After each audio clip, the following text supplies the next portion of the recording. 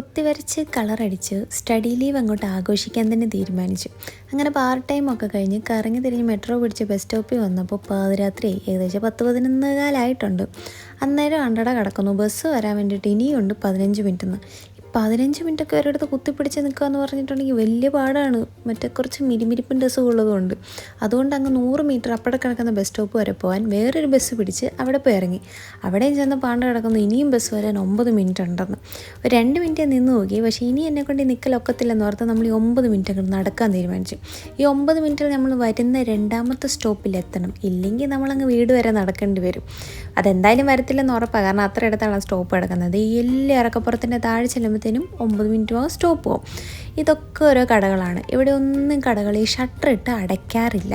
പക്ഷേ ഇതേലെങ്ങാനും തൊട്ടുപോയാൽ തീർന്നു. ഫയർഫോഴ്സായി, ആംബുലൻസായി, പോലീസായി, നാട്ടുകാരെ വീട്ടുകാരെ അടി ഐഡിയ എല്ലമ്മോ വലിയ പ്രശ്നമോ.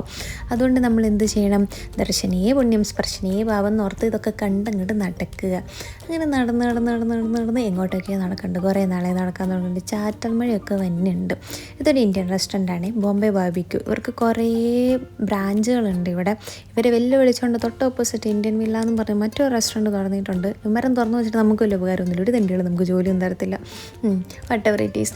അവിടെ ഇത് ലൈബ്രറി ആണെന്ന് തോന്നുന്നു തുറന്നു വെച്ചേക്കുന്നത്. നമുക്ക് വെറുതെ ആവശ്യമില്ലാത്ത സ്ഥലങ്ങളായിട്ട് നമ്മൾ എത്തി നോക്കാറില്ല. അതും ഫ്രഞ്ച് ബുക്കും ഡച്ച് ബുക്കും. നേരെ ചൊവ്വനെ മലയാളം ബുക്ക് എന്നാ വായിച്ചു തുടങ്ങിയെന്ന് എനിക്ക് ഓർമ്മയില്ല. അന്നേരമാണ് ഇനിയിപ്പോൾ അത് വായിക്കാൻ പോകുന്നത്. അങ്ങനെ നമ്മൾ ഏകദേശം നമ്മുടെ ബസ് സ്റ്റോപ്പുകളുടെ അടുത്തെത്തി.